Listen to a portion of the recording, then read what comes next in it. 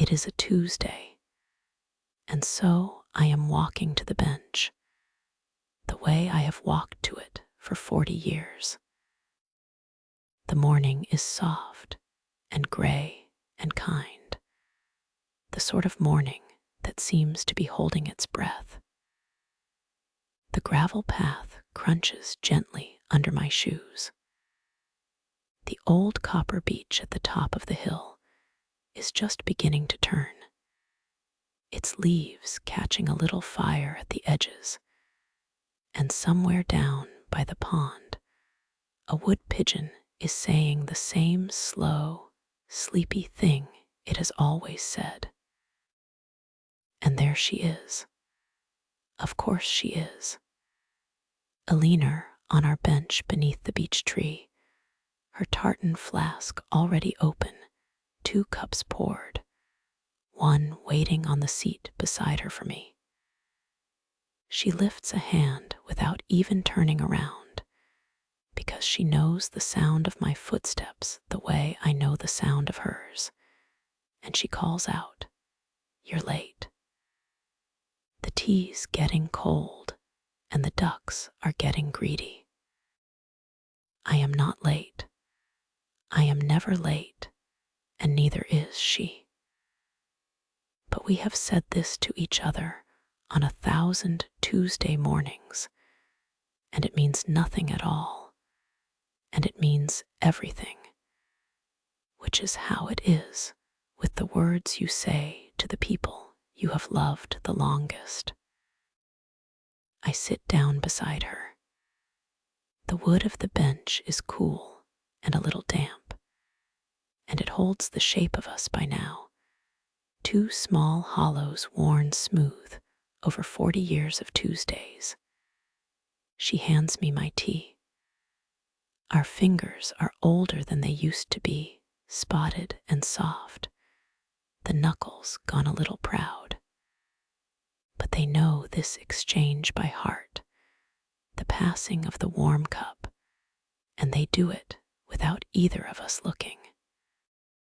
"Well," she says, the way she always begins, "here we are again." "Here we are again," I say back. And that, my dear, is the whole of it. That is the small and steady thing I want to tell you about tonight. But it can wait just for a moment, because right now, none of it needs anything from you. Not the path, not the beech tree, not the 2 cups of tea cooling in the gray morning air. Right now, there is only you, and the gentle weight of your blanket, and the slow, easy rise and fall of your own breathing.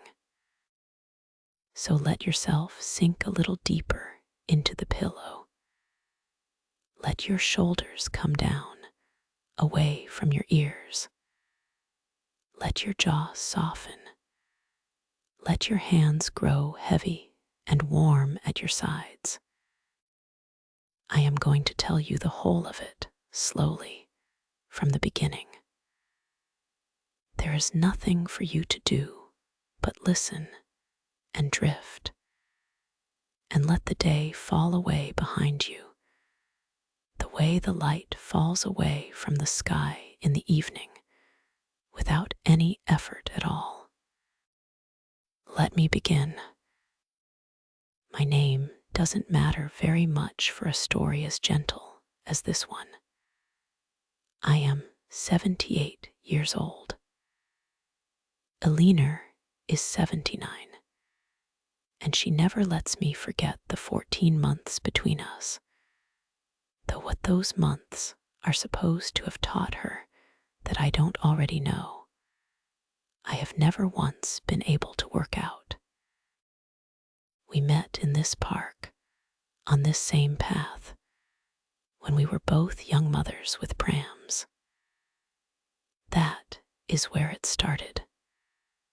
40 years ago, more, on an ordinary Tuesday morning, 2 tired women pushing 2 grizzling babies back and forth in the hope of a little quiet.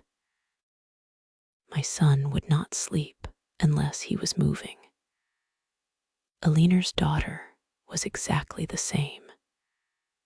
And so we both walked and walked in slow, endless circles around the pond, two strangers passing each other again and again, until at last, on the fourth or fifth pass, Aliner stopped and looked at me with an expression of such complete exhaustion that I laughed out loud, and she laughed too, and we sat down together on the nearest bench. This bench, beneath this beech tree, which was younger then, and so were we. We did not exchange telephone numbers that day. People didn't so much back then. We simply said, both of us a little shy, perhaps we'll see each other next week.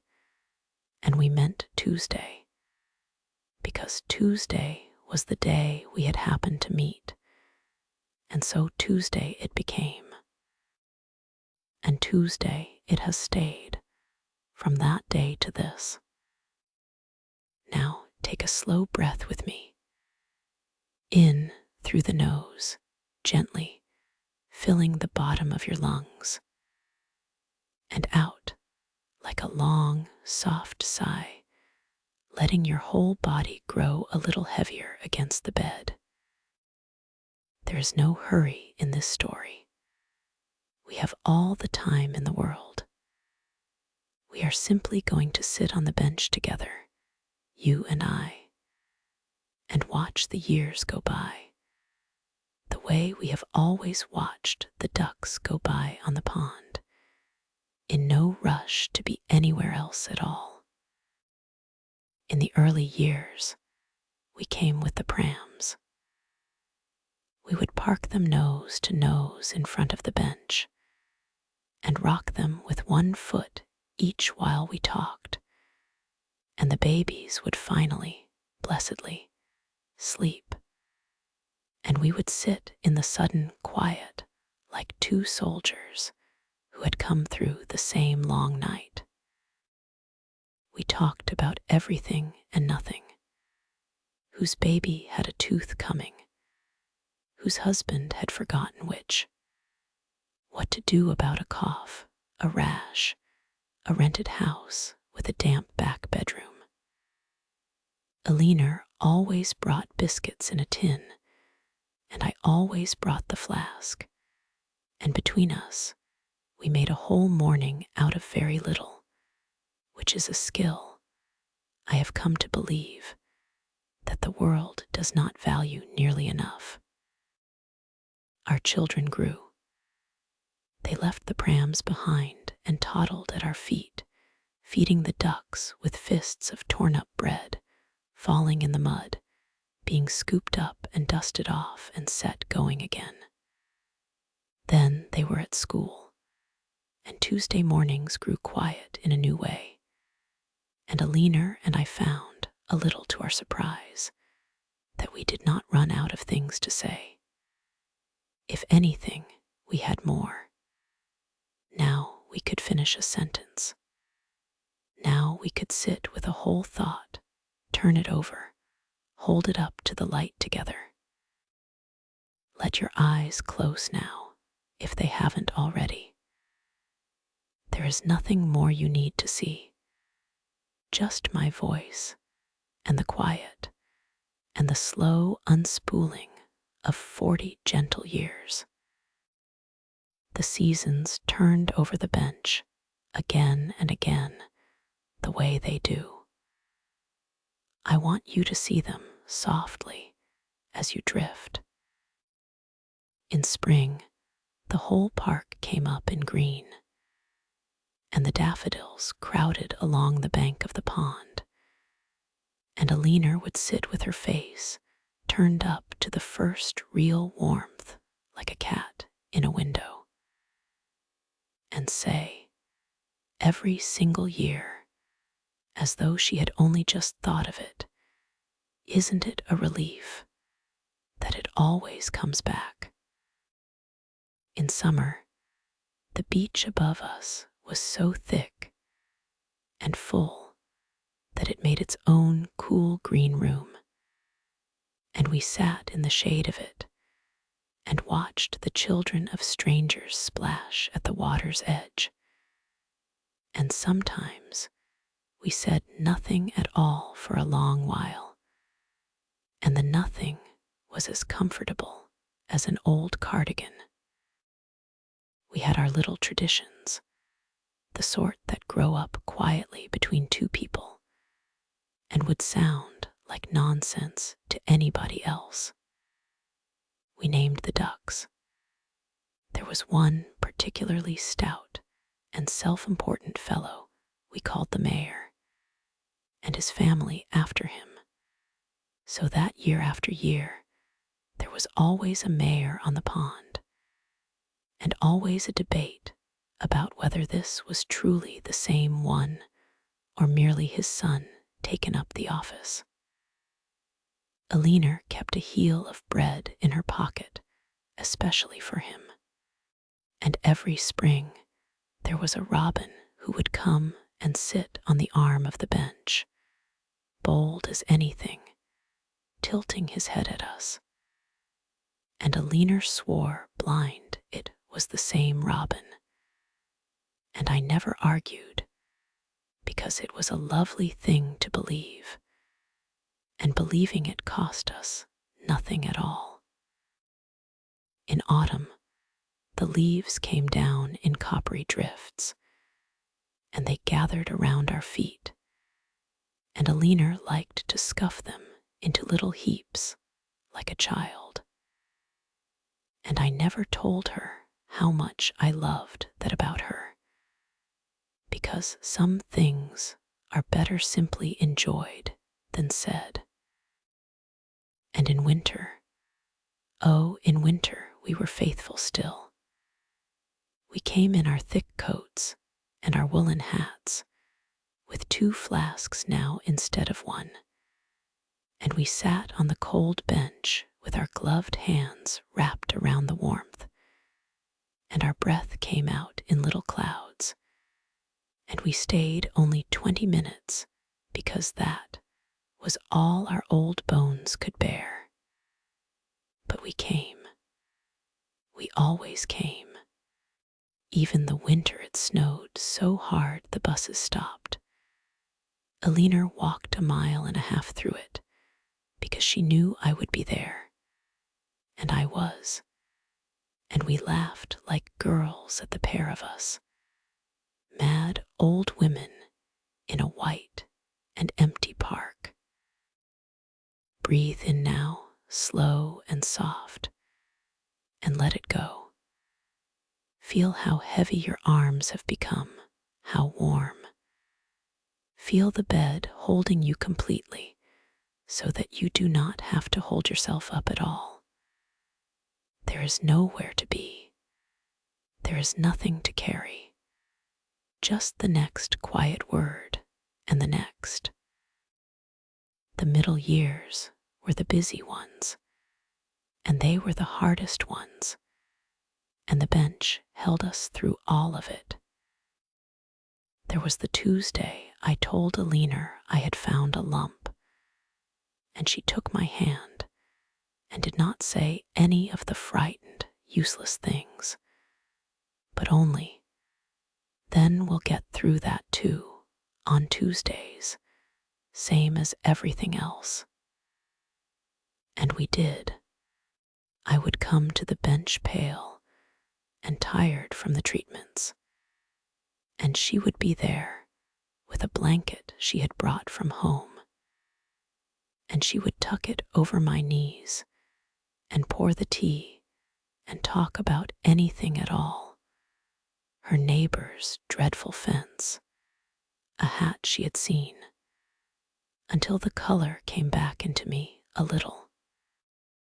There was the Tuesday her marriage very nearly ended, and she wept into her scarf, and I put my arm around her and we watched the ducks, and I let her cry for as long as she needed, because that is what the bench was for. It was for everything. It was the one place in 2 whole long lives where neither of us ever had to pretend to be all right. Our children married. We sat on the bench and compared the strange new feeling of it, of being the older generation now, of being mothers-in-law, of holding our tongues. Then, within a single wonderful year, we both became grandmothers, and we brought the photographs, and we passed them back and forth across the bench with hands that trembled a little with pride. And Alina said, "Do you remember when it was our 2 in the prams, right here?" And I said I did. I remembered it as though it were the Tuesday before. Let yourself drift now. You don't need to follow every word.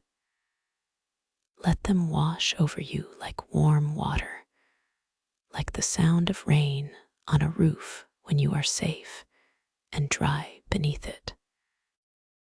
And then, as it does, the world began to grow quieter around us. My Arthur went first, one soft November, and the Tuesday after the funeral, I did not think I could face the park, but I went, because I could not think where else to be. And Alina was there. She did not ask me how I was. She simply moved up on the bench to make room, though there was already room, and she poured the tea, and she said, "Here we are again," in a voice so gentle it nearly undid me. And I sat, and I drank my tea, and for the first time since he died, I felt that the ground might hold me after all. 2 years later, it was her turn, when her own dear Bill slipped away in his sleep, and I did for her exactly what she had done for me. I moved up on the bench. I poured the tea. I said the old words. There is a great mercy, I have learned, in knowing precisely what to do, in having done it before, in having a ritual worn smooth enough to lean your whole weight upon. So here we are, the 2 of us now, 2 gray-haired widows on a Tuesday bench, our husbands gone, our children grown and scattered to their own good lives, our grandchildren taller than we are and forever on those little telephones. We are old. I will not pretend otherwise to you. Alina walks with a stick now, and I am not as quick as I was, and the walk up the hill to the beech tree takes us both a good deal longer than it used to. But we come. Every Tuesday we come.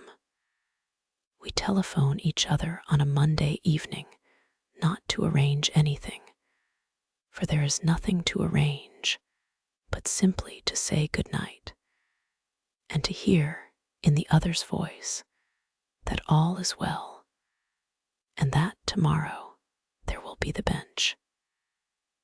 It is the last thing I do before I turn out my lamp, and I think it may be my favorite small moment of the whole week. Breathe in slow and easy, and out slower still. Let the next breath be gentler than the one before it. I have thought a great deal lately about why it has lasted, this small and unremarkable thing. 40 years of Tuesdays, 2,000 mornings more on the same wooden bench. And I think it is precisely because it was small. We never asked very much of it. We never asked very much of each other. We did not need to be interesting or clever or brave.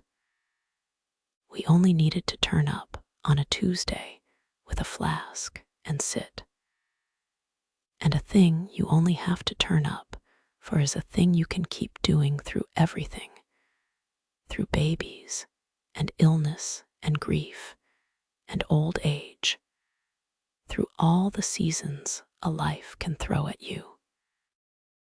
The grand plans fall away. The big resolutions crumble.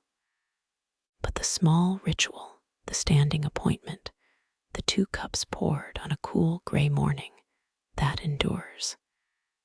It is the little threads, I have come to believe, and not the great ropes, that truly hold a life together. Turn up, pour the tea, say the old words, do it again next week. That is how you love someone for 40 years. That is how 2 tired young mothers become 2 old friends who know each other better than anyone left alive. A few years ago, the council came round and put up new benches all along the path, smart ones, made of some gray material that never rots and never warms. They meant to take hours away. I wrote them a letter. I am not, as a rule, a letter-writing sort of woman, but I found I had a great deal to say.